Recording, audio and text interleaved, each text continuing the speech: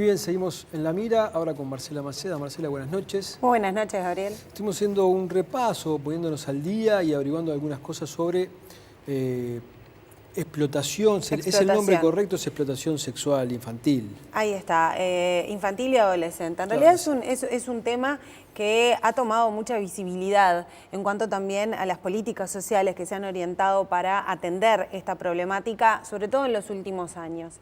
Y hace 2 años nada más que dentro del INAU se creó un programa que atiende justamente, es el programa de atención a situaciones de trata y o explotación sexual comercial de niños y adolescentes. Actualmente se están atendiendo 16 casos. En el 2013 se atendieron unas 23 situaciones de este tipo y en lo que va de 2014 unas 40. Ahora, perdóname que te interrumpa, pero no me extraña que haga 2 años nada más que esté esto, porque el tema de la prostitución infantil era de esa especie de elefantes blancos, como tantos otros temas, donde vos consultabas o con la policía o con trabajadores sociales y te decían, no, en Uruguay no hay prostitución infantil. ¿Se llegaba a decir eso realmente como voz oficial? Es uno de los delitos menos visibles. Y eso en realidad también que vos planteás, se puede ver en las cifras.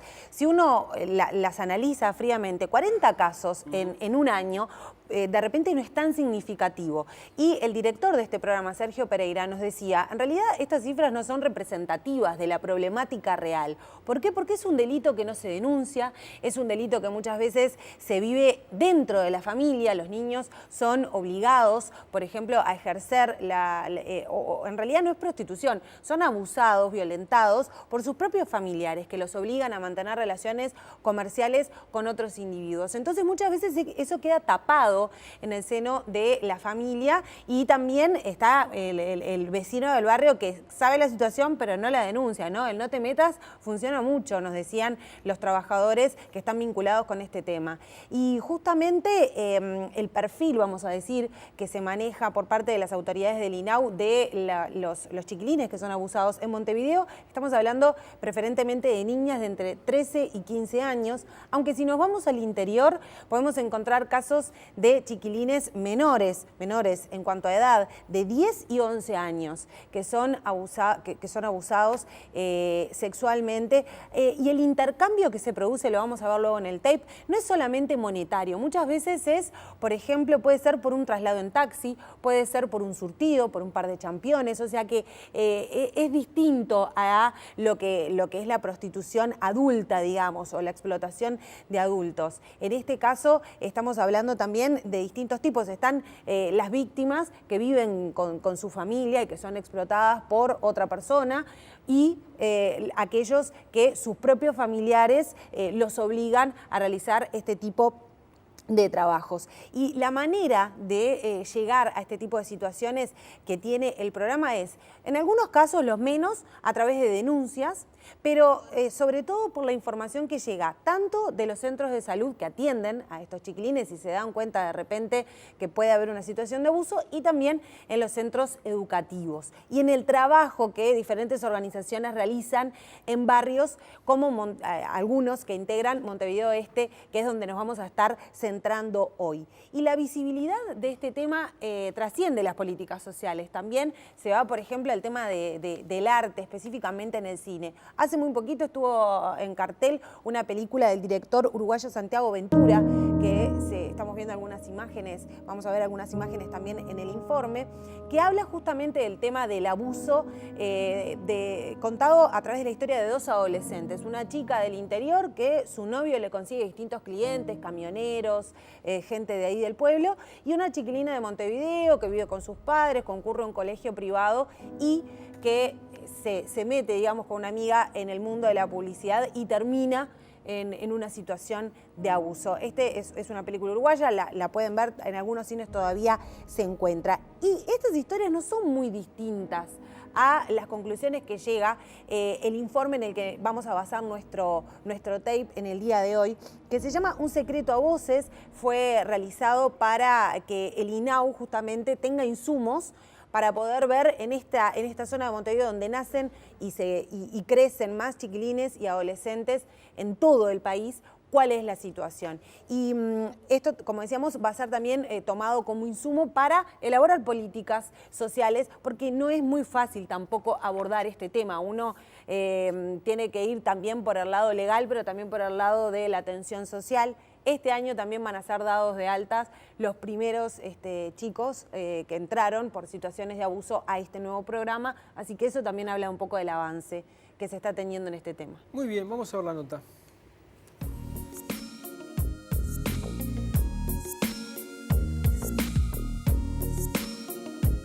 El oeste de Montevideo es la zona donde nacen más niños y crecen más adolescentes de todo el país. Aquí, el mayor porcentaje de jóvenes no estudia ni trabaja y más del 50% de los niños menores de 12 años viven en hogares pobres.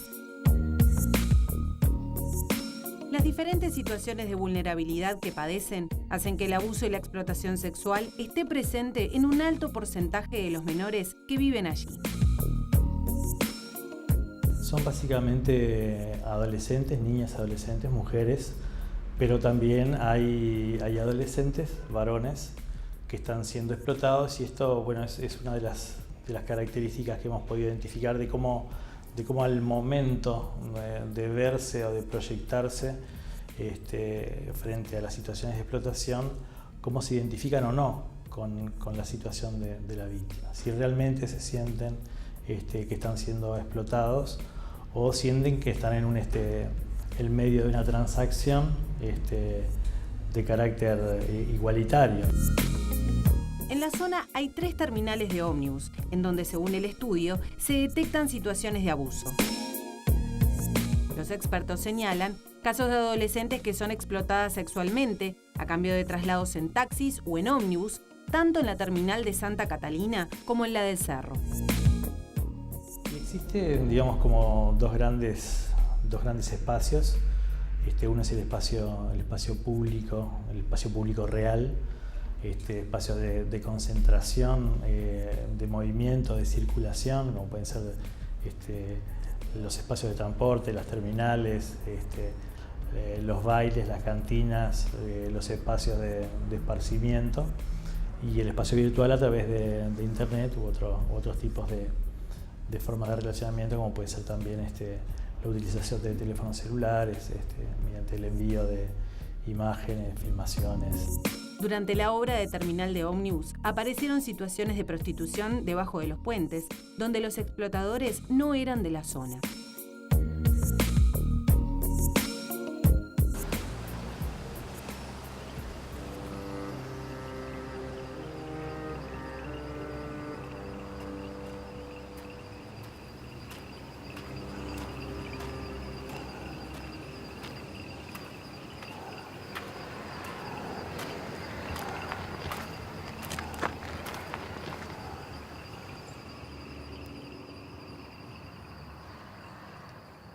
¿Vos sos la nueva?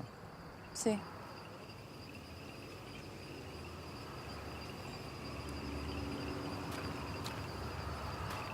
¿Y mi amiga? Le van a avisar por mensaje.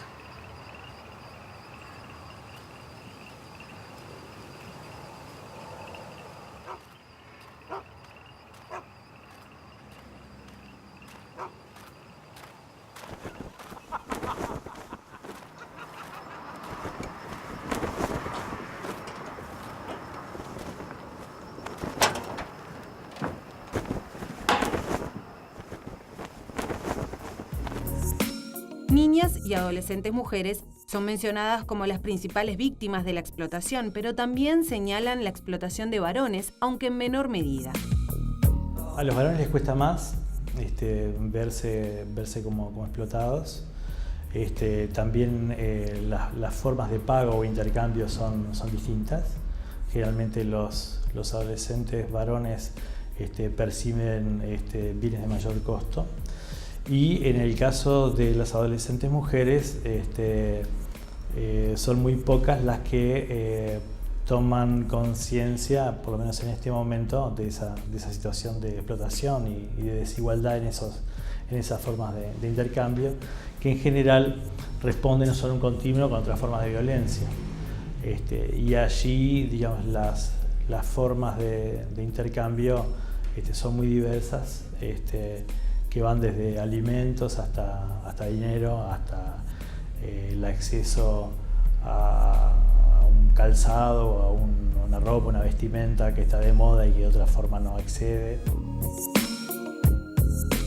Furchner señala también que aparecen formas más sutiles de explotación dentro del hogar, aceptadas y visibles socialmente, ligadas a acuerdos económicos con la familia y a situaciones de relacionamiento de adolescentes de 14 o 15 años que se vinculan con hombres de 30 o 40 años.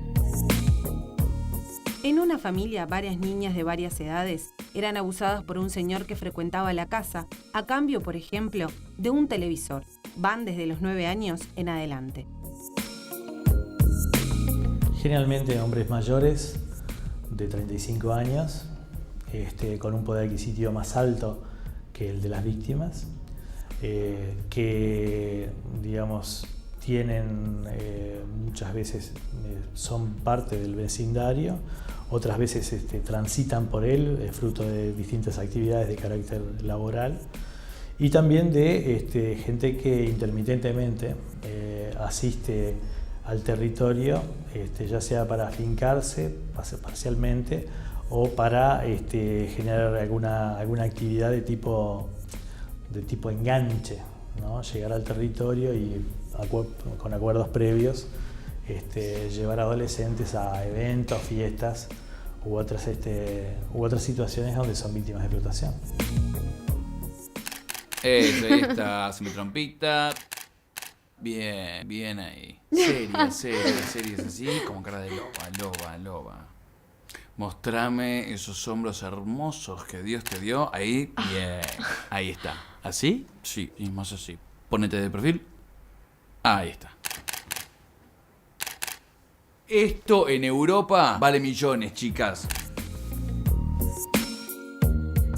Las niñas y adolescentes no son colocadas en lugares de explotadas o víctimas, sino que se las coloca en un lugar de responsabilidad de la explotación en ellas mismas. La mirada es diversa y en muchos casos es estigmatizante.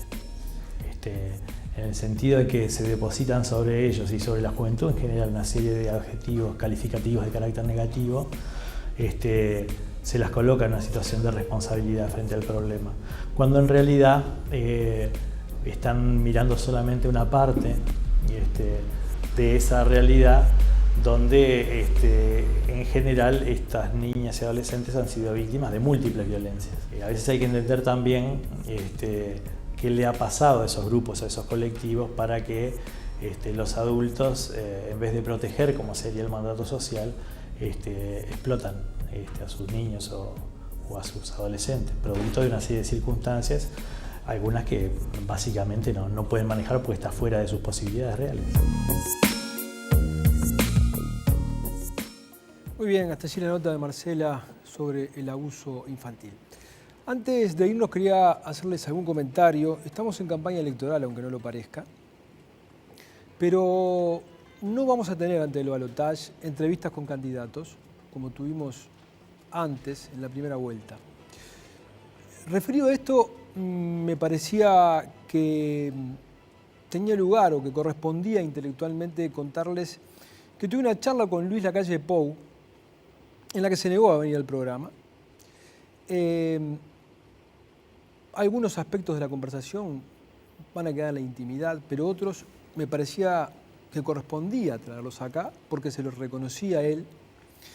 Él estaba un poco enojado por algún trato que recibió en la entrevista, durante la entrevista, y yo creo que en una parte tiene razón, y no se me cae ninguna medalla, si es que tengo alguna medalla, al reconocer esto, porque hay algunos puntos en los que, como se dice popularmente, se me puede haber ido la moto, porque no tiene nada que ver una entrevista a fondo o rigurosa con determinadas formas que uno debe cuidar. Irme a la tanda diciéndole que volvíamos con más zanateadas no fue jugarle muy limpio. Se lo reconocí y, como ocurrió aquí, me parecía que tenía que decirlo públicamente, más allá de que yo comparta o no su presencia en este programa. Les agradezco mucho que hayan estado ahí. Nos encontramos el próximo jueves.